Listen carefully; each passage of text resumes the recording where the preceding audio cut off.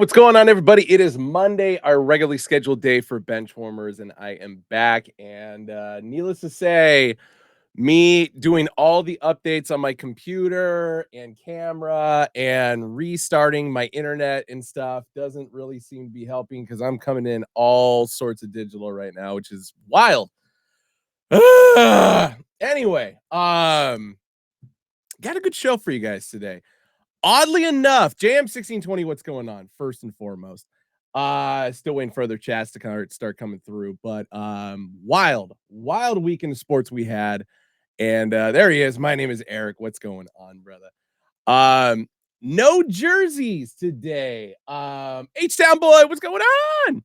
Only because I just saw the mail carrier drive by a second ago.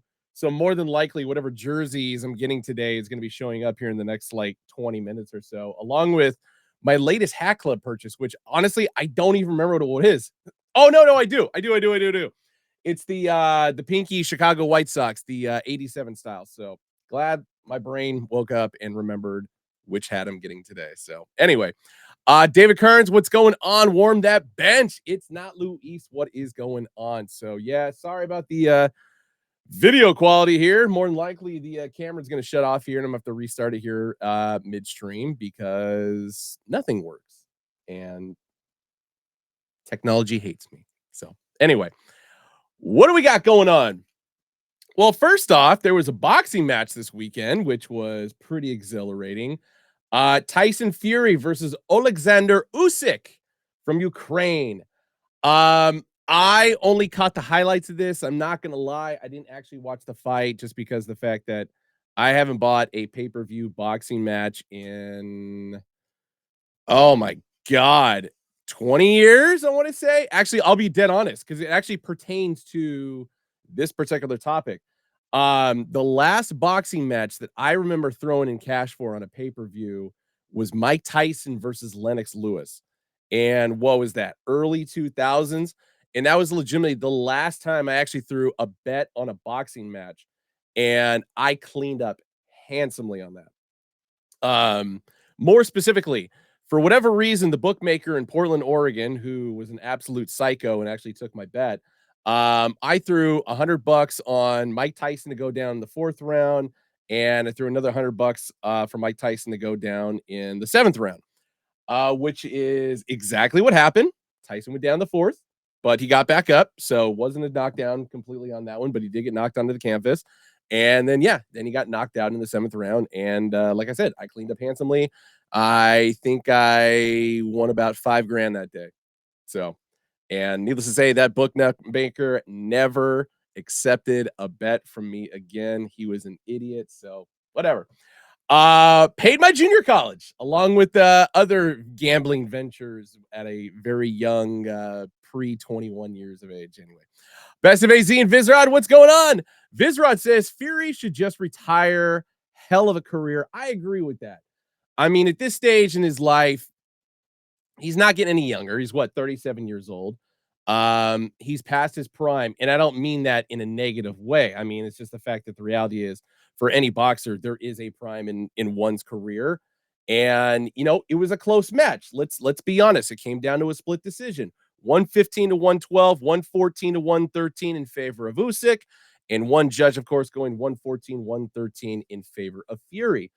And it really just came down to that final round.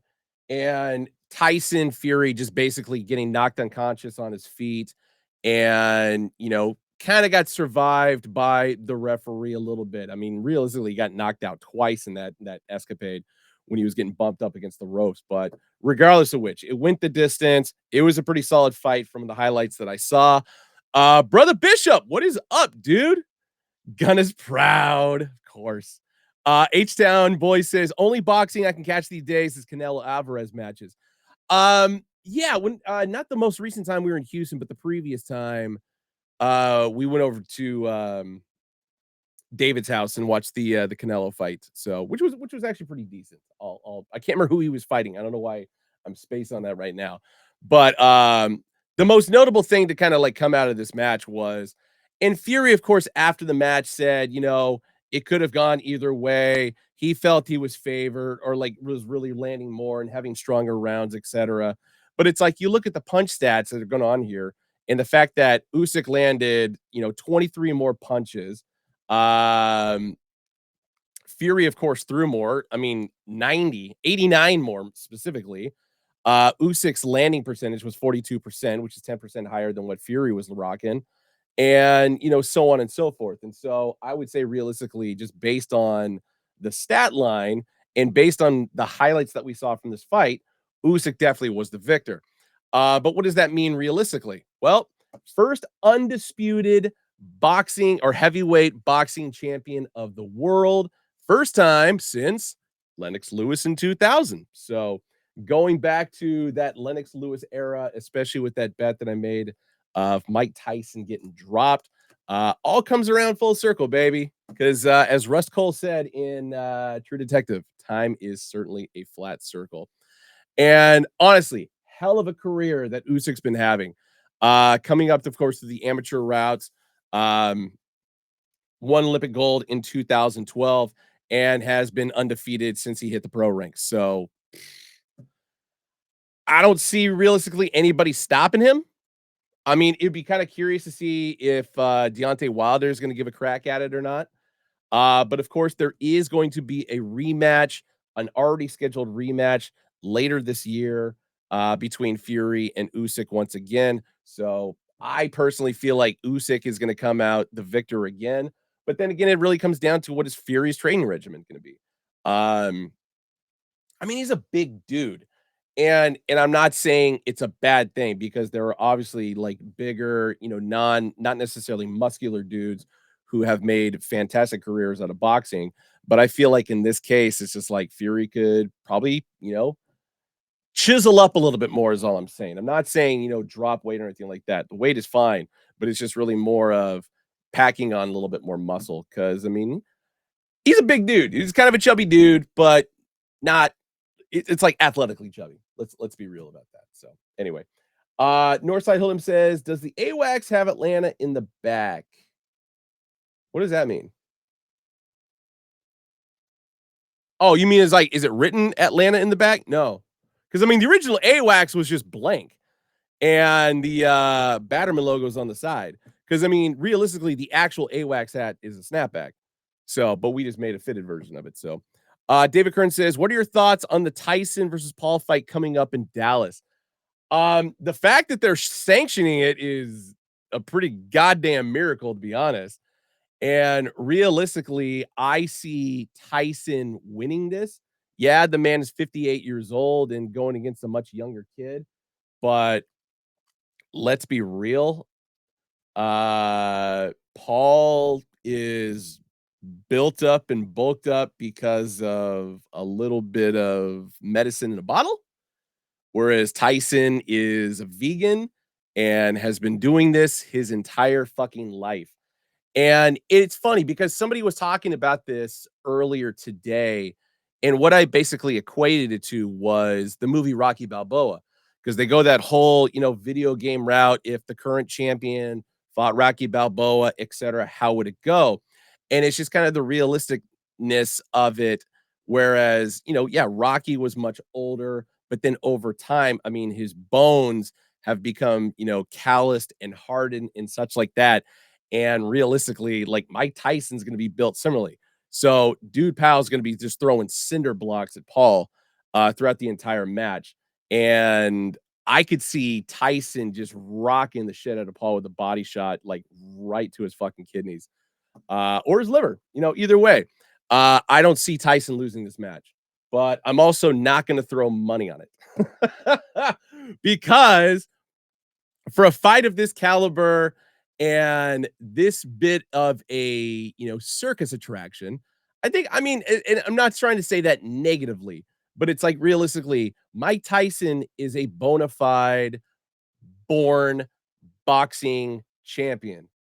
I always get him confused if it's Jake or Logan. It's Jake Paul, right? Logan Paul's in WWE. Um, Jake Paul just kind of just did this on a whim to get attention. And I mean, he's been decent at it, but he's had a loss. And I just don't see him going against a legitimate fighter and coming out the victor. So thankfully, Don King is nowhere near this match because otherwise, we could see this one going very askew very fast. But anyway, Brother Bishop says, age before beauty, Tyson for the win. Moving on. I love it. I support that 100%. But yeah, congratulations, Alexander Usyk. Your heavyweight undefeated or undisputed heavyweight champion of the world. Sorry, I screwed that one up. Anyway, moving on into basketball, starting with the Dallas Mavericks 4-2 victory over the Oklahoma City Thunder. This, of course, happened a couple days ago. Tightly contested game. Gordon Hayward, where were you at, bro? Non-existent in this entire series. SGA did a hell of a job. I can't say the same thing for the rest of the team. And I said this the last show, and especially the last time that I talked about the Dallas Mavericks. Them picking up PJ Washington was just like a blessing in disguise. He needed to get out of New Orleans, or sorry, out of Charlotte. That was a brain lapse on my part. Out of Charlotte, for sure, and kind of like revive his career a little bit because I mean, dude was a stud at Kentucky. Let's be real. But his time with the Hornets has been kind of hit or miss.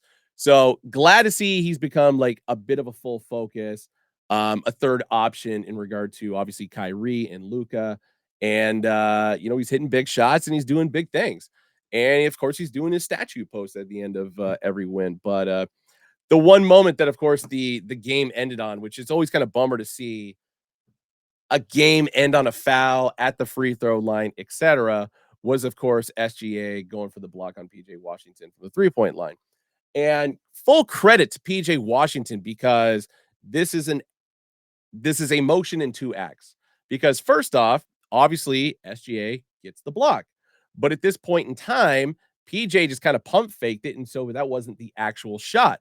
The shot that came with it, which of course is going to be in the next slide, you can clearly see he grabbed his arm. So I don't feel like there's much controversy to this. It was a legit foul. And PJ Washington iced those free throws and, set the Mavericks on to victory and onto the Western Conference Championship. So good on them. I, for one, was kind of in and out of this game. I mean, personally, for me, for basketball, all my focus was on the team that's displayed in back, the Indiana Pacers, which I'm going to get to here momentarily.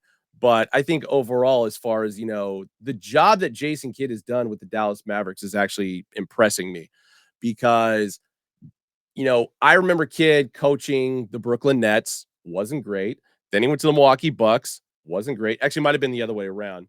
Then he became an assistant with the Los Angeles Lakers, of course, and then got the head coaching position with Dallas, which was always going to be kind of a good landing spot for him just because of his time with Dallas. I mean, 10 years there, great relationship with Mark Cuban, etc.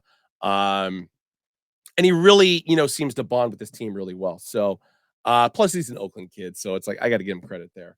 But I cast him aside. I figured it's just like, nah, he's not that good, blah blah blah. But he's definitely showing he's got what it takes. And I would say even more so than Doc Rivers at the moment.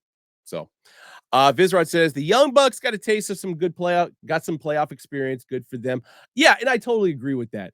I've said this multiple times. Like, I don't want to see the Oklahoma City Thunder succeed, at least until the Seattle Supersonics are back in Seattle, or back in the NBA more specifically. So I was perfectly okay with this loss. It's not Luis says PJ Washington is a perfect example of a player excelling in a role once he's off a bad team. 100%.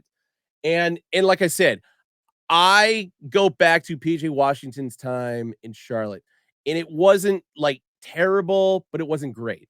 And being a Kentucky kid, being coached by Calipari, getting him NBA ready, we always kind of saw like the levels of talent that could exude from him. But just for whatever reason in the system that Charlotte was running, and especially with his teammates, he just couldn't perform up to his caliber. And then he gets into Dallas, gets under Jason Kidd, and like I said, with Kyrie and with Luka and a bunch of other great players on that squad. He's getting that moment to shine, and I couldn't be happier for him. The one thing I am bummed about in regard to PJ Washington is he is the only guest we tried to get on recap who bailed. I'm not hating on him. He was going through some personal shit. I'm not going to bring it up what it is, but we all know what it is. But either way, he was super nice and super polite about it. So I can't hate him for that. So anyway, David Kern says, how could we ever forget J Kid and the bump me timeout? Exactly. That was the moment that I solidified in my head. It's like, this dude is not a fucking NBA head coach. You cannot be doing that nonsense. My God. Uh, Indiana Pacers. Holy shit. Yesterday was a game for the ages. And to all my New York Knickerbocker friends, I am sorry you had to witness the onslaught in not only dominant fashion, but absolutely historic fashion. 67.1% field goal percentage. And I mean, that includes going 76% in the first half. I mean, when you only miss 9 goddamn shots in the first half, that's fucking impressive. But I'll be dead honest. Like, and David Kearns can back me up on that because he and I were texting like throughout this game. I was nervous as hell because even though Indiana only had like a 15-point lead going into halftime, I mean, when you're shooting that high of a percentage and you're only up by that much, something's kind of off. And I mean, there were moments where I was hitting the panic button because multiple reasons. First one I'm going to bring up is the untethered bias by ESPN and Stephen A. Smith and Bob Myers and Michael Wilbon and such, who are just so up New York's ass going into this game. And that fucking pep talk and Spike Lee coming in from Stephen A. Like, what the fuck are we doing here, guys? You're supposed to be an unbiased sports journalism network. But I'm going to end on that note because I have a theory as far as why it happened and why it was allowed. And realistically, it's going to affect a lot of other games kind of going forward. But it's new. It's not Louis says, boy, that ESPN, yeah, the pregame, yeah, it was bad, dude. It was so rough. Stitch Jar Jar 863.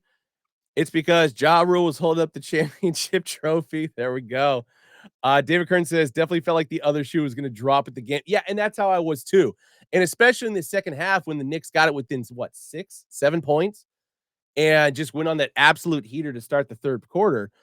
And for whatever reason, and this has been a consistent thing that the Pacers have done all year long, in the final minute of every single quarter, like they just go through a complete mental lapse and just forget the entire game plan. Because if you go back to the end of every quarter, that's when the Knicks started like just chipping away, chipping away, chipping away. And just like all of a sudden, it's like a 5-7 point swing.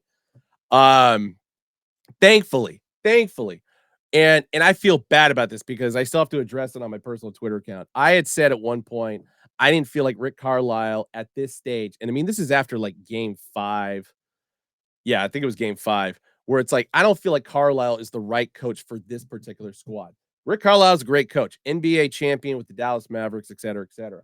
But I just feel like the killer instinct should have been coming out of him, and especially the way that he was setting up lineups for a lot of the games, especially going into the later stages of the game in his substitutions, leaving TJ McConnell on the bench for like the last few minutes.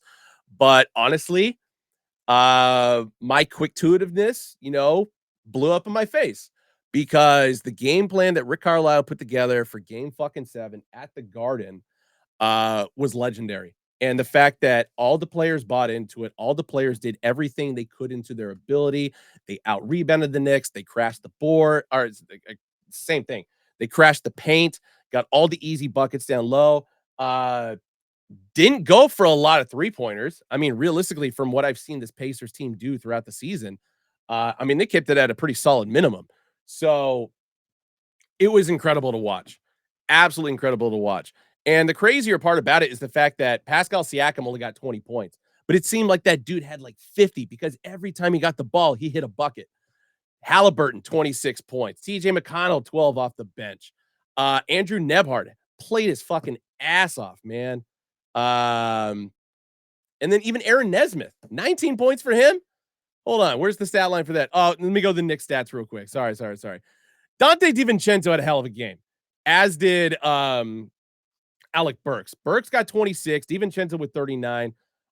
Granted, Jalen Brunson ended up fracturing his hand because he slapped Halliburton in the knee when he was going up for a layup. So, I mean, that was kind of his fault. You can't blame that on Halliburton. It's a freak accident, but it was already his hurt hand. OG Anunoby, of course, got to start for the Knicks, but his hamstring immediately came into play a couple minutes in, despite the fact that he hit 2 big shots in the 5 minutes that he got. But yeah, the Knicks just didn't have it, and everything goes credit to the Pacers. No offense to the Knicks or anything like that, but just like I said, the game plan that Carlisle and his assistant coaches put together and the fact that the players executed everything to perfection, that is the reason why they won this game. This is the reason why they won the series.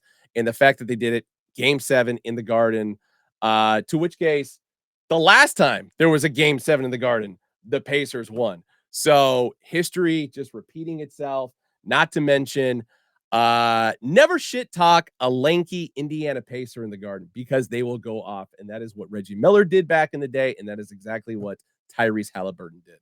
So there's the final stat line for everything. 67.1 for it doesn't even seem real. It's so fucking crazy. Free throw percentage could have been a little bit better, but yeah, out rebounded them by 5, especially on the defensive side of things. Knicks, great offensive rebounds, getting 60 chance points. Good on them. 33 at 122 on assists, 9 blocks for the Pacers. I mean, they were just going berserk, and 7 steals compared to 5. Even though the Pacers had more turnovers, but it was just like kind of weird travel calls and whatever. But anyway, of course, everybody in the media chose the Knicks in 5, in 6, in 7. Nobody, quote unquote, reputable took the Indiana Pacers at all. Shame on all of you. And this kind of goes back to what I was saying in regard to like the whole hype thing with ESPN and Stephen A and stuff like that. And yes, shout out to TJ McConnell.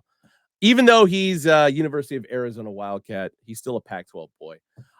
It's not Luis says, I dislike the injuries are the reason they only advance. Like boohoo, everyone deals with injuries at this point of the year. Plus, Tibbs always runs his player in the ground. Yes. I mean, I've been seeing this coming from Milwaukee Bucks fans. Like the only reason the Pacers won that series was because, oh, well, Giannis was out and then Dame got hurt. Well, I've said this multiple times. The Pacers went 4-1 against a healthy ass Bucks team throughout the regular season, including the in-season tournament semifinal. So, and granted, every single game the Pacers played against the Bucks throughout the regular season was when Griffin was still the coach. They didn't go against Doc Rivers and the Bucks until the postseason. So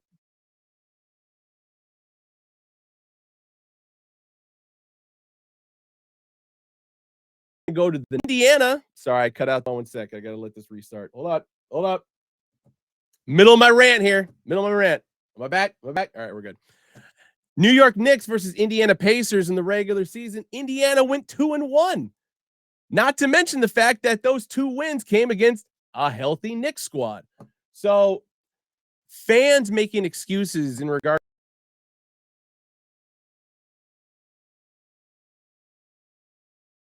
fan have dealt with injuries.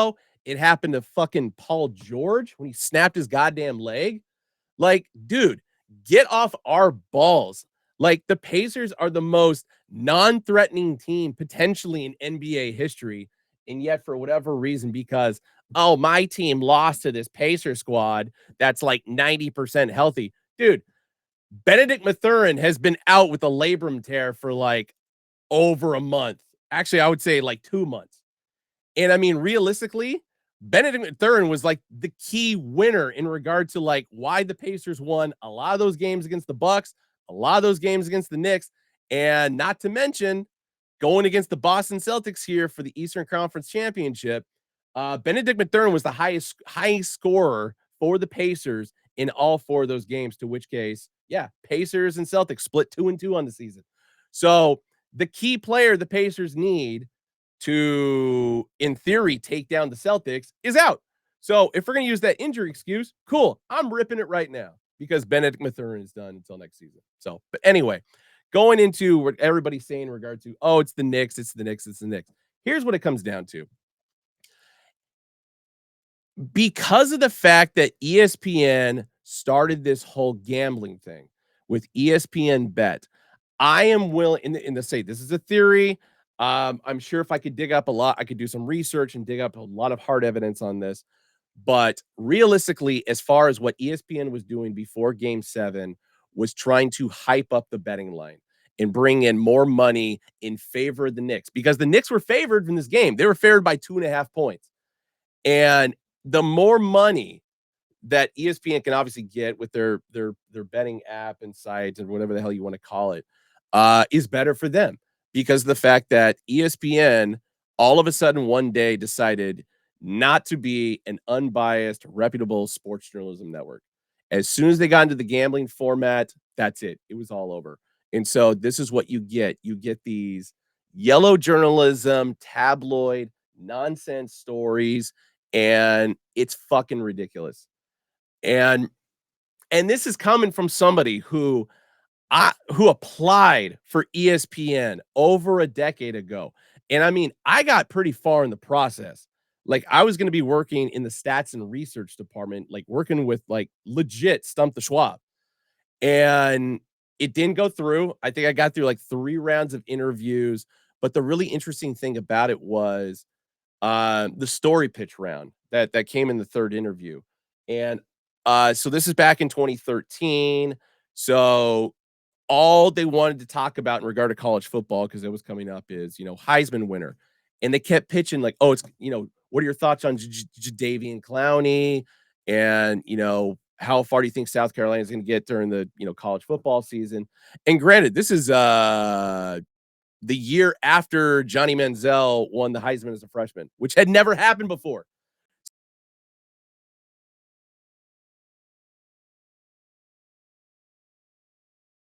I don't being considered now for the Heisman. It's like there's no way to predict this. And I was logical in my explanation, but for whatever reason, it didn't fly. And then, of course, anything NBA related.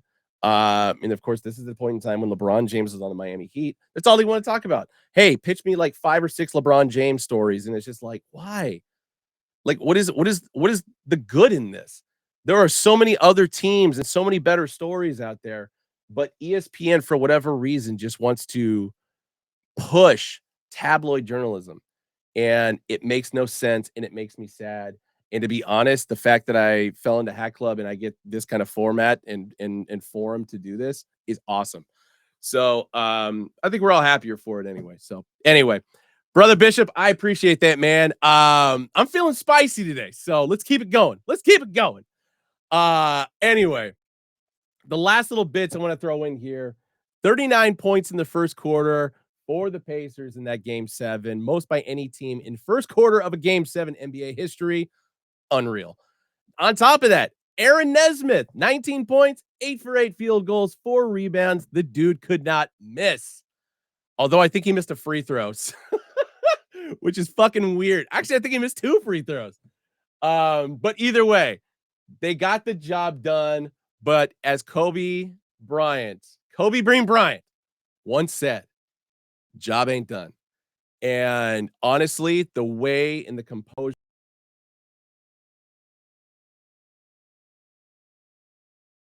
choking Reggie Miller Hood, you're allowed to talk a little bit of shit in regard to that.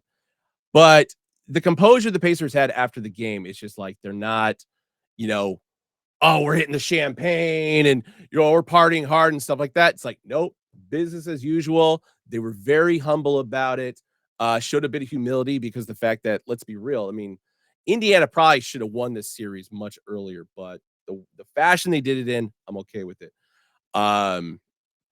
But they know that, it's time to go to work. And tomorrow, as in Tuesday, is going to be that game 1. And I'm nervous as hell. And I'm even more nervous because game 2 is on Thursday at 5 p.m. and I fly to Vegas at 7:30. And I was talking about this on Twitter where it's just like, I'm not going to be able to, I can't have a drink. I can't have a drink. I'm going to have to watch the goddamn game at the airport, waiting for my flight. And I can't drink because all I'm going to want to do is like crush heaters. And I can't smoke in the airport. So I'm going to be a fucking wreck. And on top of that, I don't want to drink before I get on a flight because I don't want to be in one of those unruly assholes who gets video recorded and then it gets splashed on the internet. Nobody wants that. So I'm gonna have to be calm, cool, and collective. But I already know I'm just gonna be sweating. I'm not sure what jersey I'm gonna wear yet, but I know it's gonna be a white home jersey because that was the way it went. Um, the one game I switched it up because I kept wearing blue jerseys throughout the entire series. And the Pacers lost on the road, but they won at home. So I got to go the opposite. I got to go the opposite of what they're wearing, essentially.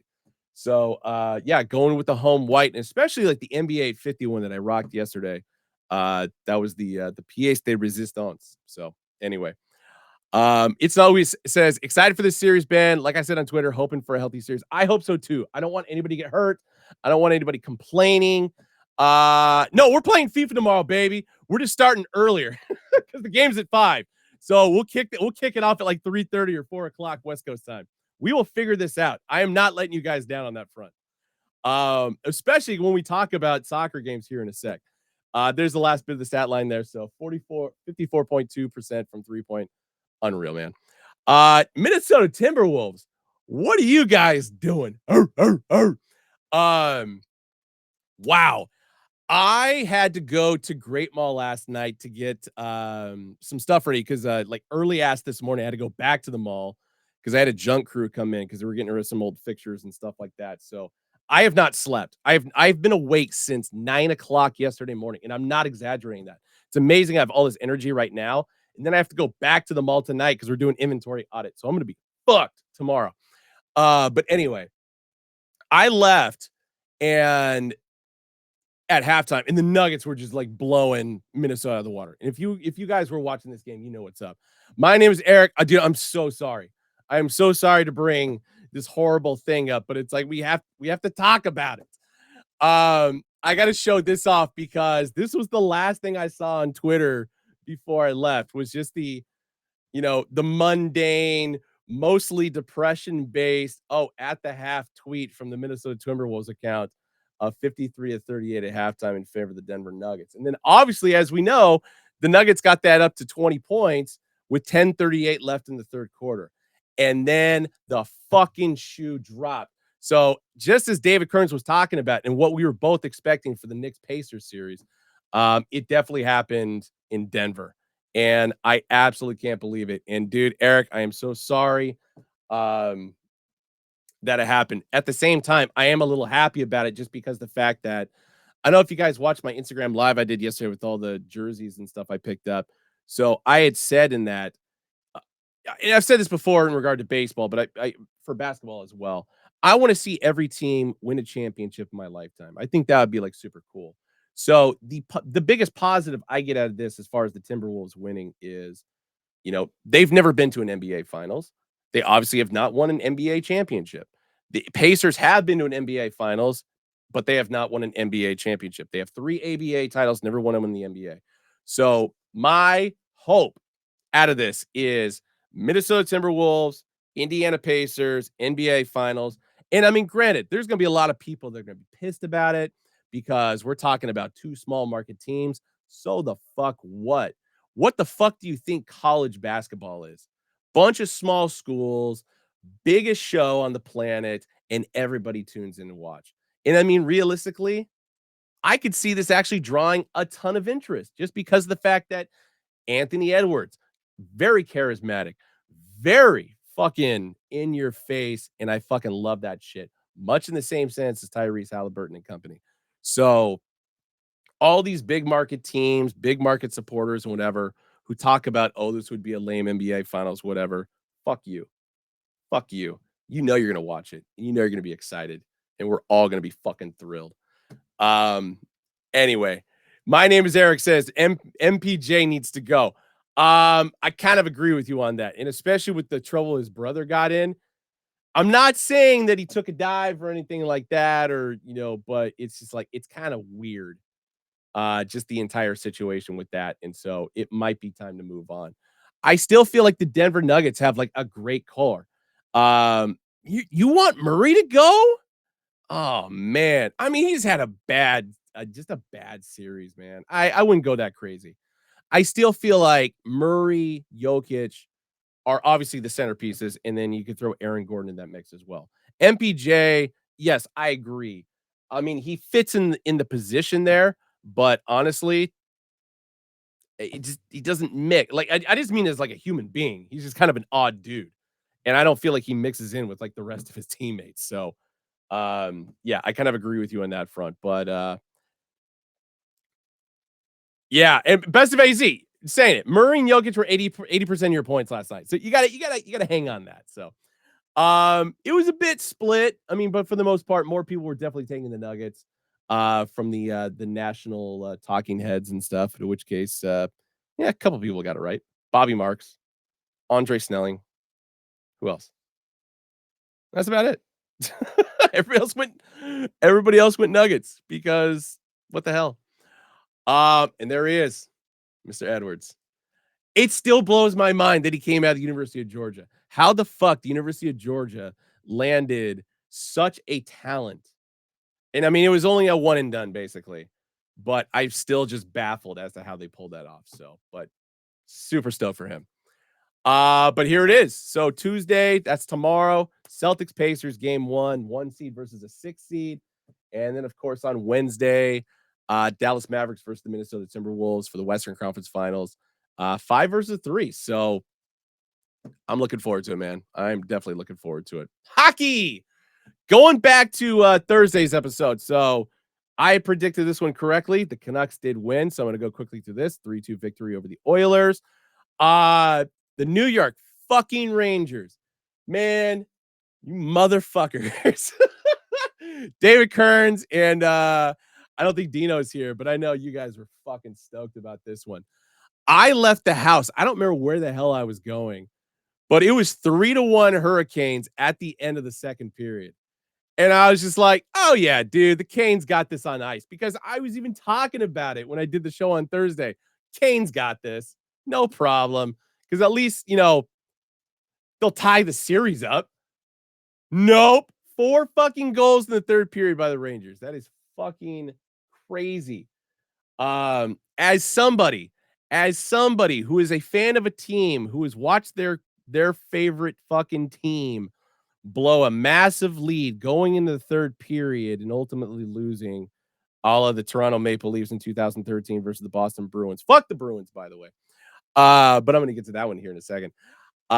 Unbelievable. And I'll be honest, like the few games that I've caught with hockey, like outside the Maple Leafs, there have been a few Rangers games in there. And there is a level of tenacity. And at least, hey, New York Knicks fans,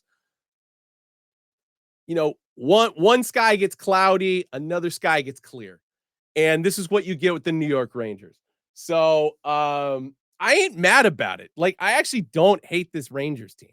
So congrats to you, David. Congrats to you, Dino, if you're in the house. I'm excited. I'm actually excited to see how this is going to shake out. But who is their opponent going to be? Who is their opponent going to be? Oh, of course, it's the Florida Panthers.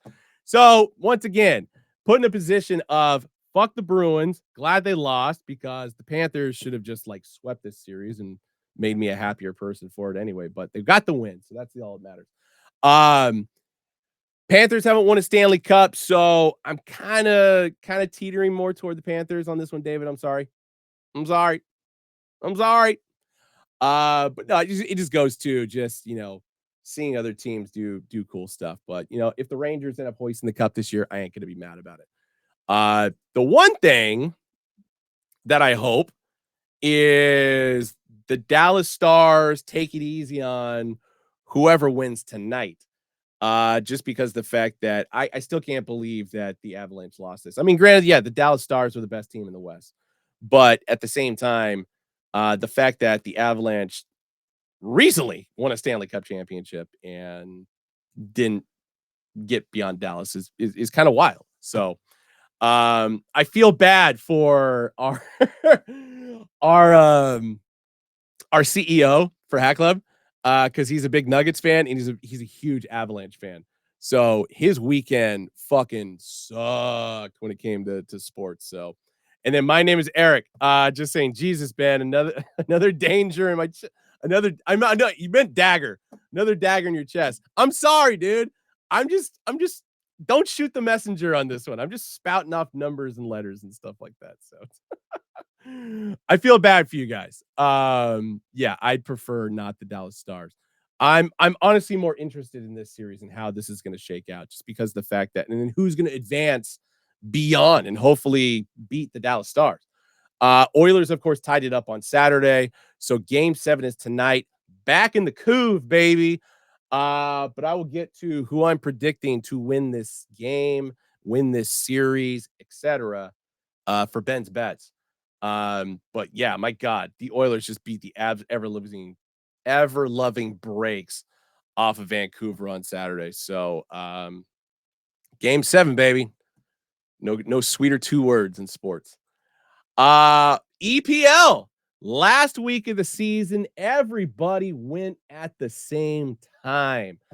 And big shout out to Jurgen Klopp. This was his final game as manager of Liverpool. They get the 2-0 victory over Wolverhampton. Good send-off for him. I mean, realistically. And the fact that the game was at Anfield makes it even better for him. Jurgen's always been a pretty solid guy, even though personally for me as a Chelsea fan, I've always hated Liverpool. Not like hate, but I mean, it's that respectful rivalry hate. So, even though, Liverpool still finished in the top 4, whatever. I'm happy. I'm happy the way that Jurgen got to go out on a high note. So, but what's crazier about this is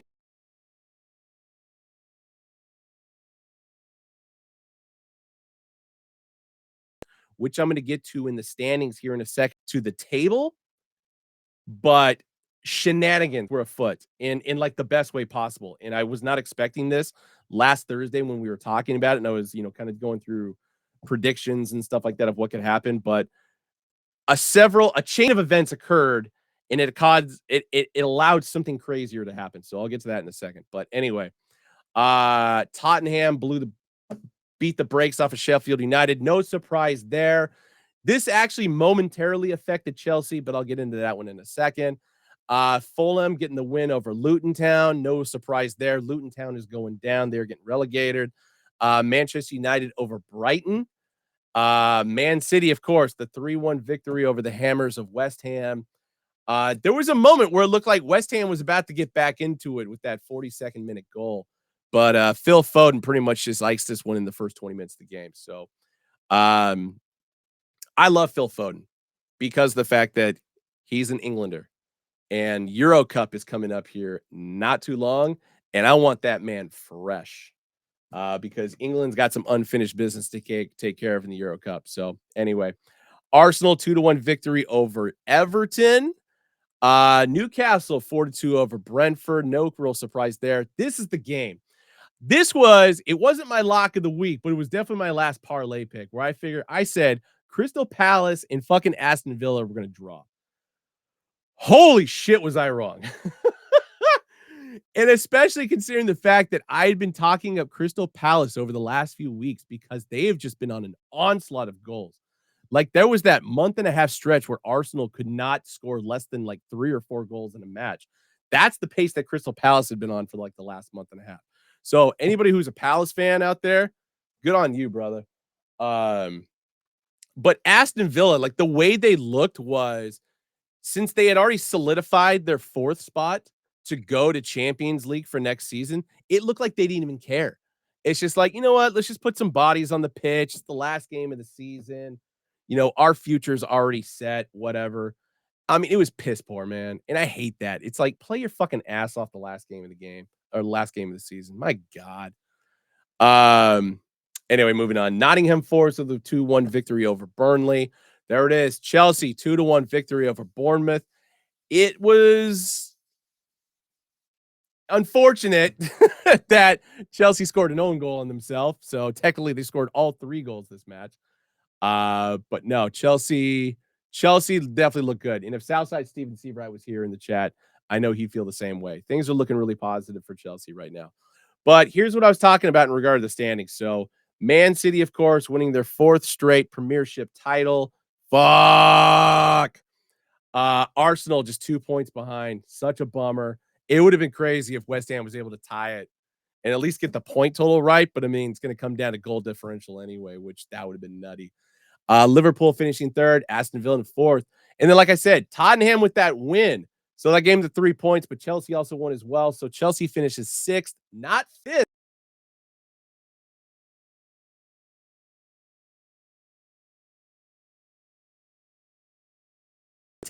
Absolute insanity that happened in the Premiership on Sunday. So on. So Crystal Palace obviously got 3 points for their win over Aston Villa. Brighton lost. Bournemouth lost. Fulham did win, so they did move up from 44 to 47. So they did move up a spot over Wolverhampton, but Wolverhampton lost. So essentially, what happened was Crystal Palace moved from 14th up to 10th just because of all those teams losing and them winning, which is pretty fucking wild. And I mean, good for them.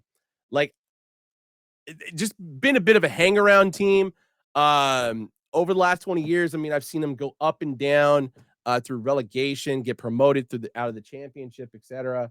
And to see some good fortune come their way, I'm happy for them. I like to see the smaller clubs, get their moment in the sun. Luton Town, Burnley, Sheffield United, better luck next year. So anyway, out of soccer, baseball. This is how we're kind of wrapping things up a little quickly. Even though we talked about, baseball on Thursday, not a ton has happened necessarily with the standings. The Rays did move ahead of the Red Sox, which is nice. And the Blue Jays are in dead last, which is not good as I look at my standing prediction. Yankees with a 2-game lead over the Orioles. That blows. Moving on to the Central, the Twins have hit the fucking schneid. Despite the fact that they had a 12-game winning streak not too long ago, 3-7 in their last 10 is not going to cut it. And especially with the Royals having a 4-game lead over them, but only 1.5 behind the Guardians. My God. Wasn't expecting the Royals to get this good this fast. That's why I had them finishing third. But it's a lot of season left. And, there's a lot of rally sausage out there for the Twins. So anything can happen. A's definitely coming back down to reality. 1-9 their last 10. How unfortunate. Just only a freckle ahead of the Angels in the standings right now, avoiding last place, but 7 games behind first place. Not terrible. But the Astros have moved into third. Rangers is still 1.5 behind Seattle, but Seattle's still on top. But the Astros have been on a bit of a heater. It kind of helps when you beat the piss out of the Oakland A's for several games and makes me sad. So over in the NL, Philly's just dominating right now, 8-2 in their last 10. Braves got to figure a couple things out, as do the Mets, Nationals, and the Marlins are just dead in the water. So anyway, Brewers 6-4 in their last 10, 2-game lead on the Cubbies. Pirates on the up and up a little bit more, but only because the Cardinals and the Reds are doing so fucking terrible right now. And last but not least, in the NL West, Dodgers just dodgering. Padres kind of hanging and banging. The Giants moved up to third. Diamondbacks a little bit to fourth, but I mean, there's not a lot of separation between those three teams. I still feel like at some point the Dodgers are going to fall apart. And if there's a Dodger fan or two in here, I'm sorry, but it's going to happen. And you guys know it. You guys know it's going to happen. Let's be real. We all know it's going to happen. So, where are we at? So last week when I ended the show, I talked about I was going to throw a poll up on. I want to pick your guys' brain as far as like doing the show. When would be the ideal time? Because I enjoy doing it. And actually, to be honest, for as tired as I am, this is probably the most like on fucking form that I've been for the show in like a long time. Usually I have like a lot more errors here and there, but it's just like I would say it's been pretty fucking solid so far. So I was surprised like that you guys actually the majority of the vote went to Thursdays at 4:30 p.m. Pacific, which I'm not against. Um Austin is on vacation until Wednesday, so I'm going to run it by him to see, hey, if we move it to Thursday full time for that 4:30 time slot. I did notice there were a lot more people there that have been watching the show, at least when I do the Thursday shows, and I appreciate that. Like seriously. I know we're not getting like scores and scores of people in here, but the few of you that are regulars that always come through, always come with great, talking points and discussion. I love it. And that's why I enjoy doing this. And so You know, doing a show of this caliber is something I've always wanted to do since I was a kid. As I talked about, earlier when I was, applying for ESPN, I went to school for journalism at University of Oregon. So it's just like, uh, thank you. Thank you so much, guys. So yeah, we'll get this figured out. My name is Eric says, Ben, it's been a horrible weekend for Colorado fans. Can you give any insight on when the Rockies is dropping that T800 posted? I believe it's the Wyoming inspired. Ooh, I'll be honest, I did not see it. Hold on one second. I will look for you right now because I got a little time. And oh, of course. Actually, I'll run and grab the mail real quick. I need to get on Instagram. T800 John.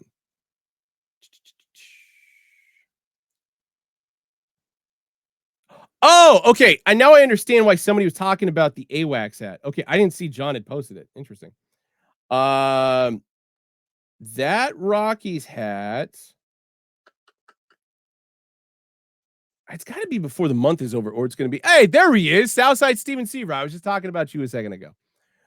Thursday sounds like weekly Dynamite recaps moving forward. It's a good call, actually. I'll figure it out. Just shoot me a DM and I'll see if I can find the date on it. So, just to give you a heads up. And because I'm a nice guy, I'll make sure you get early access to it. Because you've had a hell of a weekend, brother. You've had a hell of a weekend.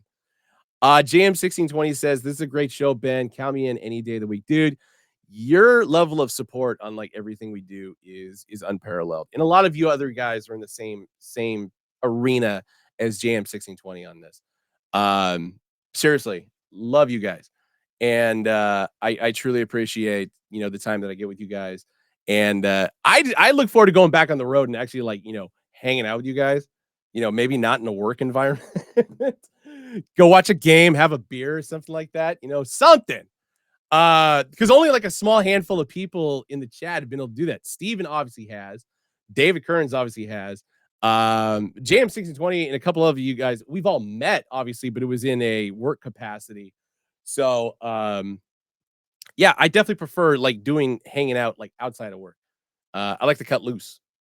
I like to play video games, on arcade machines and shit. Excuse me. Oh, Kern says we need to watch another Oregon game this upcoming season. I agree with that, especially going to Big Ten. It's gonna be huge, huge. So anyway, I'll talk to Austin. Yeah, in regard to the Thursday time shift and everything like that. So James 61 says next time you're out here, we'll catch a Sox game. Hey, I will be in Chicago at the end of August, going into Labor Day weekend.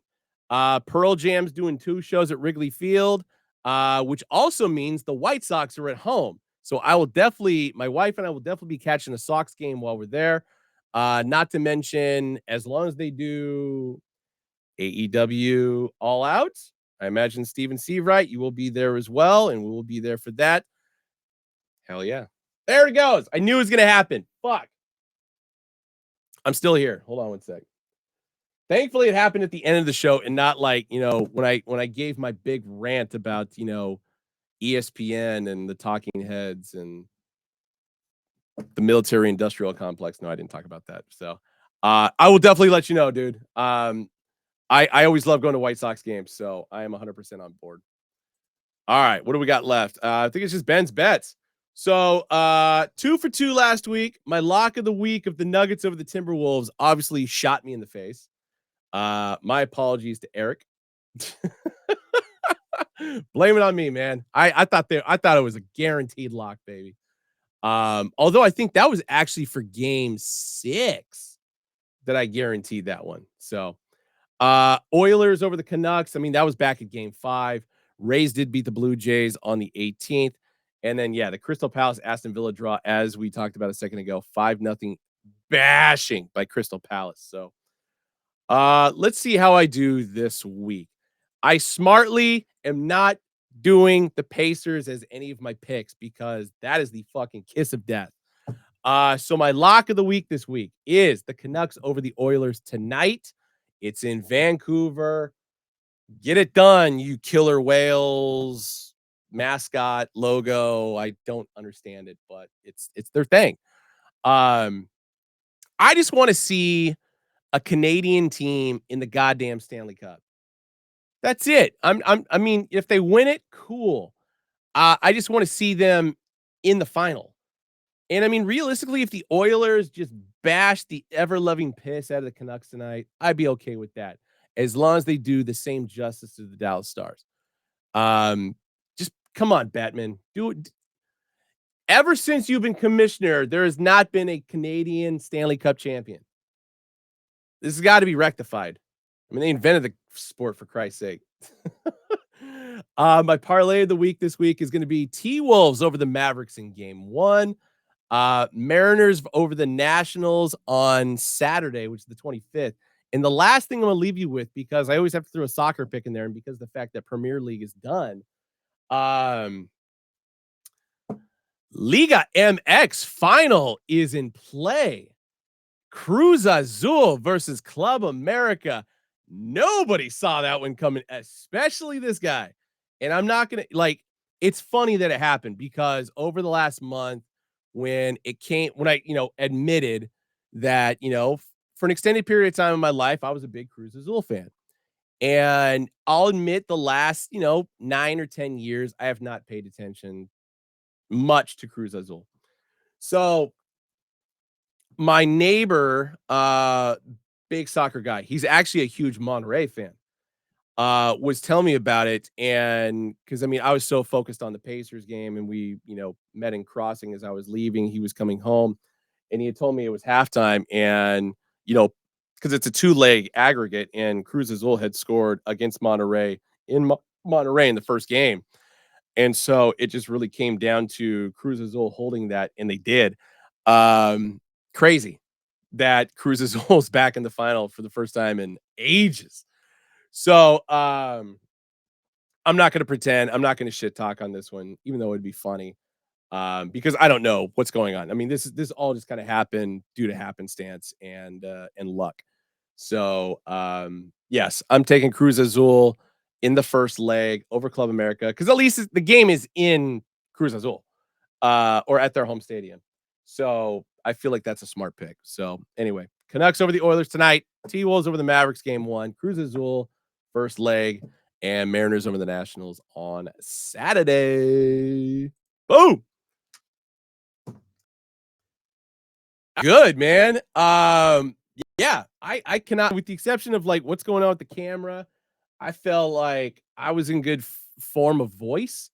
I usually don't like to listen to the sound of my own voice, but for whatever reason, I was committed and focused today, and I did it for you guys. More importantly, it's because Brother Bishop and JM 1620, we gotta do our flip the script tomorrow. We gotta play some soccer, so we gotta figure out those games. And I think honestly, one of them should probably be West Ham versus Man City, to try and correct what could have been um, a premiership for Arsenal. But then we got to figure out the second game. So I'm open to options. This camera thing is just like weirding me out, because it's just like it's like a millisecond behind, but it's just strange. Not to mention lights coming in, so I thought my face was getting sunburned again. But anyway, yeah, we'll figure that out tomorrow. Like I said, the Pacer game starts at 5. So I would say, yeah, maybe we'll start at like 3:45 West Coast time, if that works.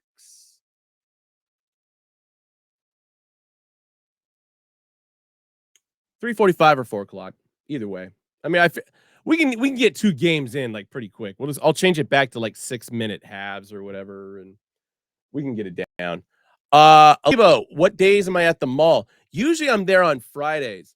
But because of the, like I said, inventory audit and some other stuff that was going on, it kind of like changed my schedule completely. Um, Doing the EST math right now. So 3 hours ahead. So if it's 4 o'clock my time, it'd be 7 o'clock your time.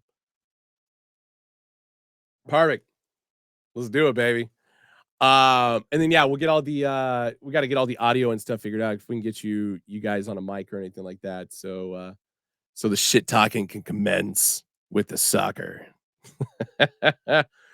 um Yeah, so, I will be going to Las Vegas on Thursday. I'll bring this up again, after recap on Wednesday. So my wife and I'll be gone till Tuesday night because 'cause we're going to Vegas for AEW, Double or Nothing, which is on Sunday, and then just chilling, having a dip by the pool, maybe having, like, a cocktail. Um, so no bench warmers on Monday, no flip the script on my end. I'll see if Austin can do it, next Tuesday, but obviously recap next Wednesday, and then I'll go back, do, bench warmers on Thursday, so because 'cause there'll be a lot to cover, starting tonight. Shit. And of course, depending on how the Pacers perform against the Boston Celtics will really determine how my mood is going to be when I do the show that Thursday. So I'm scared, so scared. Cut water, exactly. But guys, I got to get going. Traffic I know is building. Actually, hold on one sec. Let me see how long is it going to take me to get to Great Mall? Oh, 50 minutes. All right. I don't have to leave quite yet. I'll hang for another minute or two. I need to try and get there by like 7:15, 7:30. So, um I don't know. Any other big sporting events going on? Oh, fucking Indianapolis 500. I'm an idiot. Um I'll be honest, I don't pay attention to IndyCar that often, but I'm sure I'll talk about it. And I think that's the other thing that I feel like is getting lost in the mix of everything that's going on in Indiana. Like for this year, I mean, you had Purdue go to the national championship. Yeah, they lost to UConn. You've got the Pacers Eastern Conference Finals. We got Indy 500 this weekend. So big things, man. Big things happening in Indiana. Who the fuck saw that coming? David Kern says Tony Khan dropping a 450 splash Sunday night, dude. That would be hilarious. Kearns asked who wins Anarchy in the Arena and does Tony Khan get involved? Hold on one sec. I'm trying to remember because there's what 2 members they haven't announced it or did they? And I just haven't watched the episode yet. Uh, Anarchy in the Arena. Crap. Hold on. Looking at the card right now. I'll make some predictions real quick. Swerve Strickland versus Christian Cage for the AEW World Championship. I'm going Swerve on this one. Young Bucks, Okada, Jack Perry versus Bryan Danielson, Darby Allin, and FTR Anarchy in the Arena.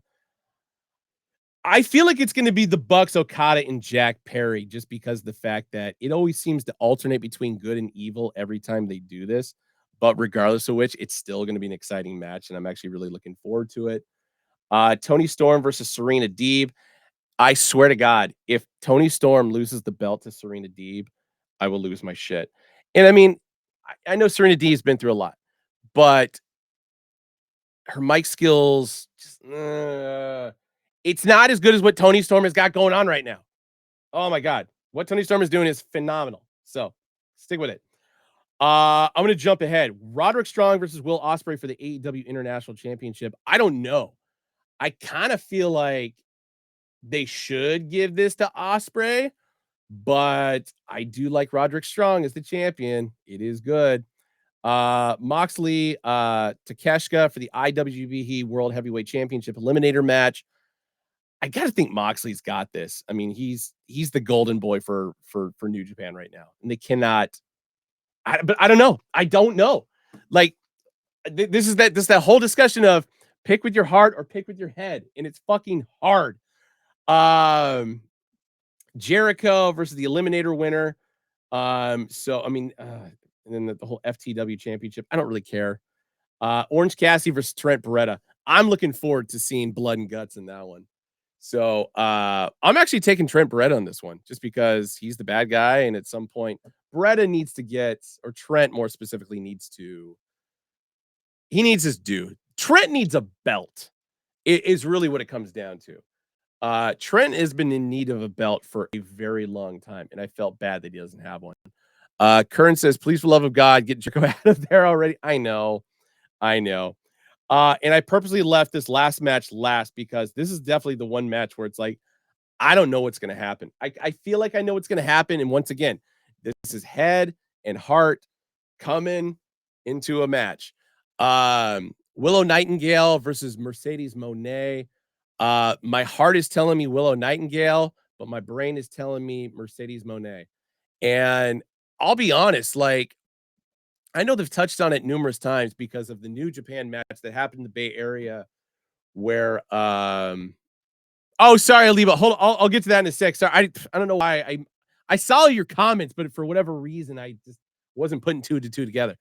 Um, the buildup it should have been better. Like I feel like the buildup they've had since you know Mercedes Monet came into AEW could have been better. And especially with their past. Steve Wright said your brain doesn't have a good picking track record. I agree with that.